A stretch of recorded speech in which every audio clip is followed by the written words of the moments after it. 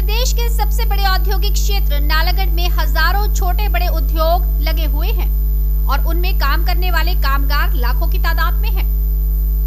इतना कुछ होने के बावजूद भी क्षेत्र में मूलभूत सुविधाओं की कमी है। अब नालागढ़ उपमंडल के तहत 10 रुपए का स्टाम्प पेपर 100 रुपए में बिक रहा है और स्टाम्प पेपरों के नाम पर नालागढ़ में लूट मची हुई है।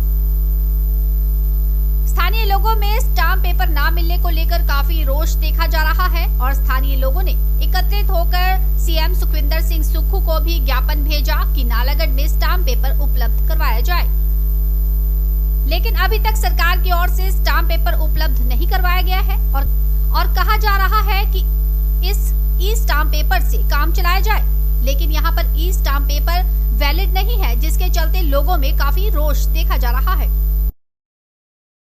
सर, आज आपने ये जो प्रेस कॉन्फ्रेंस रखी है, किस विषय पे रखी, थोड़ा सा ब्रीफ करेंगे? जो प्रेस कॉन्फ्रेंस हमने रखी है वो जो हमारे इलाके में और हमारे प्रदेश में जो आपदा का समय है उसको देखकर रखी थी कि उसमें 2 दिन पहले हमारे यहाँ के विधायक और सीपीएस ने कुछ बयान जारी किए थे, तो उस विषय पे हमने रखी है। आज मैं सीपीएस और विधायक से पूछना चाहता हूँ कि जो यहाँ हमारे यहाँ जो अवैध माइनिंग की वजह से जो इतना खनन हुआ था उसकी वजह से वो स्पष्टीकरण करें स्थिति का कि क्या उसके लिए अवैध खनन जिम्मेदार नहीं है। आज राम कुमार जी मना कर रहे हैं कि अवैध खनन नहीं हो रहा बद्दी में।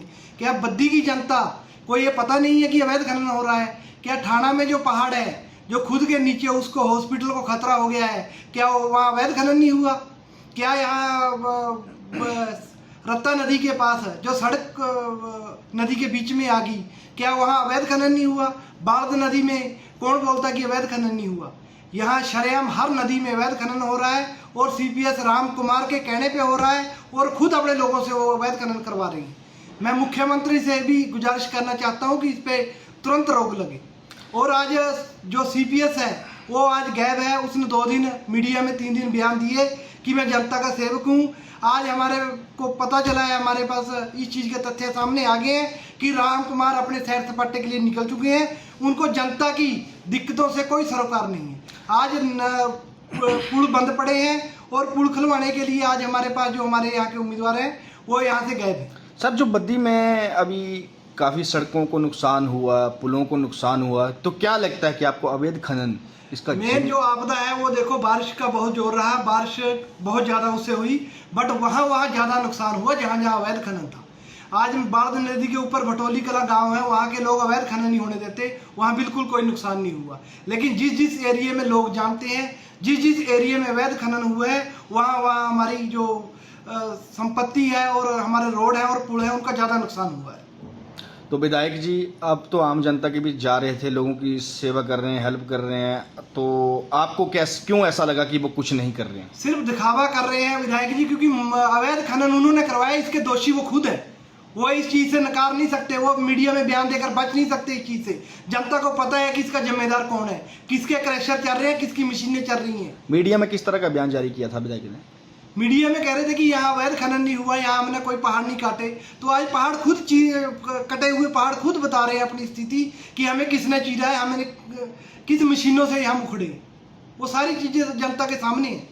जी, विधायक जी ने अभी जो पुल बैठा है, यहाँ आप देखते हैं एसपी कार्यालय के साथ पुल बैठा है, उसमें विधायक ने ये भी आरोप लगाया कि ये बीजेपी सरकार में बना था और इसमें करप्शन की बू आ रही है। तो उसमें थोड़ा सा क्या लगता है बीजेपी को?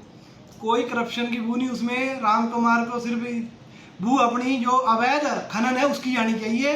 ये जनता को भारतीय जनता पार्टी ने और यहाँ के सीटिंग विधायक ने जो हमें पुल सौगात, अच्छी पुल की सौगात दी है, वो हमारे लिए बहुत अच्छा था, लेकिन अवैध खनन ने उसका बेड़ा गर्क कर दिया। यही कहना चाहूँ। तो आप सर क्या बोलना चाहेंगे?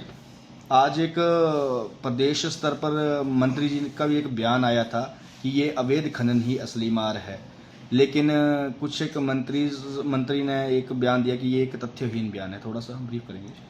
मेरे भी संज्ञान में आया है कि हिमाचल प्रदेश PWD के मंत्री जी ठाकुर विक्रमादित्य जी ने बयान दिया कि इस प्रकोप का, प्रलय का सबसे बड़ा कारण जो वो खनन है। और इंडस्ट्री मिनिस्टर जी बोल रहे हैं कि ये बचकाना बयान है।